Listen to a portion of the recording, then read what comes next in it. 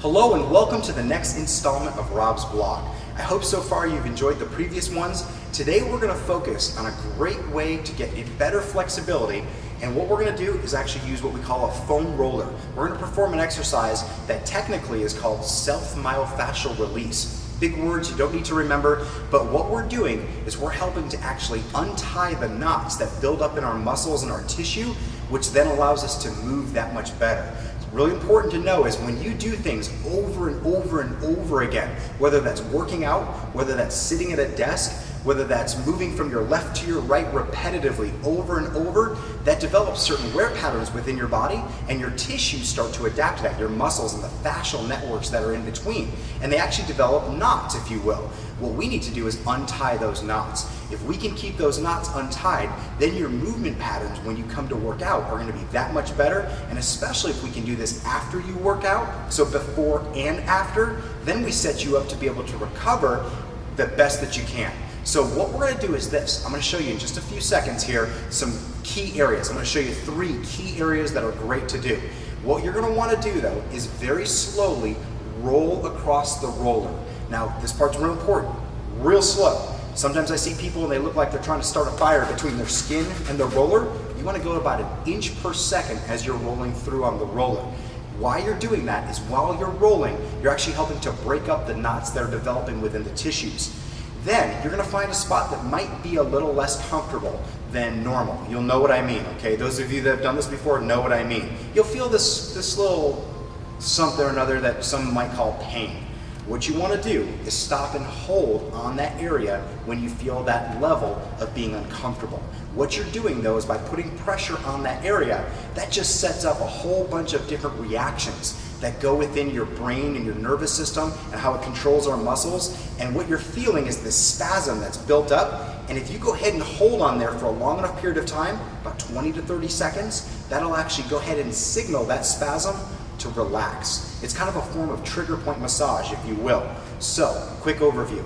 Very slowly roll through areas, stopping upon any areas that feel a little less comfortable. If you happen to feel something that feels uncomfortable, we stop and hold 20 to 30 seconds. Sound good? Great. Let's get started.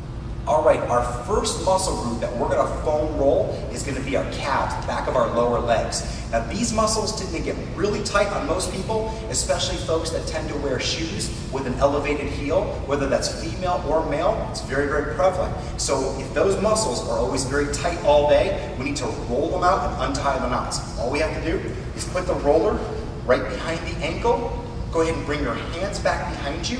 We can have the fingers pointing to the back of the room. Relax your leg, keep your abdominals drawn in, and very slowly scooch across the ground and just look for any area you'll know once it feels a little less comfortable. Once you start to feel it, what do? We stop and hold for 20 to 30 seconds. If I want to progress this, I can actually cross the leg on top of it. And remember, that puts a lot more pressure. Or I can even pick my hips up and hold myself. But I'll tell you what, everybody, I've seen people do a great job by holding in this position and getting great releases. So if you can and you want to, cross the leg and lift your hips up, but you don't have to. Again, roll nice and slow from right behind the heel, right before the knee. Take your time, spend about 1 to 2 minutes on each side, right before your workout and right afterwards. That'll be fantastic.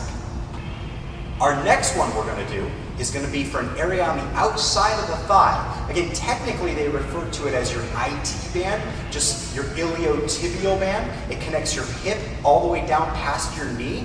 This band, though, which is connected to a lot of muscles, tends to get extremely tight, and a lot of the muscles that attach to it tend to get extremely tight as well. This one will be a little bit more sensitive. So what we can do with it is just this. I can go ahead and lie it down so it's going to be perpendicular to my body. I can start right up here at the hip, come on down onto my elbow, try to keep a straight line from ear to ankle, abdominals drawn in, and very slowly start scooching my body forward to let the roller go down the outside of my thigh. Again, I find some place that feels uncomfortable. What do? Stop and hold 20 to 30 seconds. You want to breathe as much as you can. Relax. Now, if I need to, what I can always do is grab another roller, and I could have put it side by side so my leg was actually on 2 or even 3 rollers to make it a little bit easier. This one will be a little sensitive, but give it a shot. You will feel like $1,000,000 when you get up and move after doing this. So you're going to go again from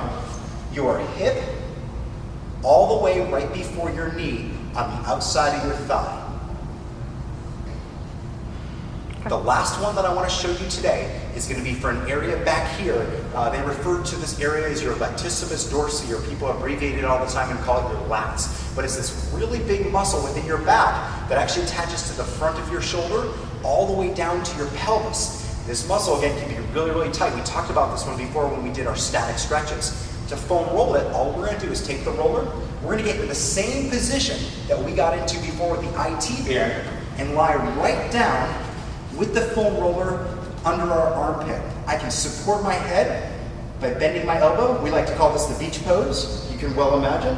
And all I'm going to do is very slowly inch forward just a little bit, keeping the roller no lower than the bottom of my shoulder blade. So I'm going to stay right here, and then I can move further back so the roller goes up towards my arm into this position. Try it this way. Try bringing your chest down towards the ground. Try lifting your chest up towards the ceiling to get all different angles of those muscles. Again, this will be a great one for you to do. With all 3 of them, spend about 1 to 2 minutes on each side. Take 10 minutes before your workout, then take 10 minutes after your workout. This will make a dramatic improvement in how you move, which means you'll work out even better and get better results.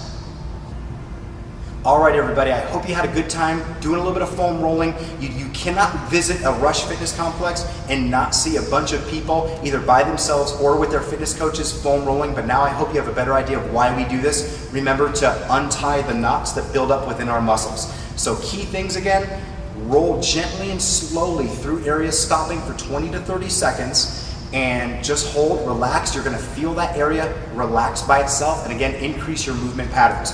One more quick thing, there are a few contraindications, so folks out there that have osteoporosis or osteopenia, maybe we'll stay away from this. Let's consult a physician.